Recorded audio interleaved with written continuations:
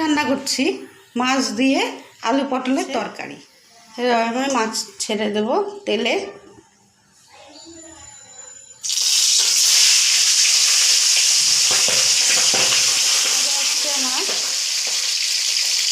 ভাজা হয়ে গেছে আমার।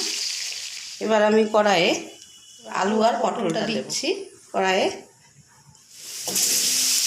ভালো করে ভেজে নেব। ভাজা হয়ে গেছে, লবণ দিলাম। মশলা আমার কষা হয়ে গেছে, এবার আমি জল দিচ্ছি। তরকারি আমার হয়ে গেছে, এবার আমি মাছগুলো আস্তে আস্তে দিয়ে দিচ্ছি। এবার প্রথমে মাছের মুড়োটা দিয়ে একটু ফুটিয়ে নিই, তারপরে পিসগুলো দিয়ে দেবো।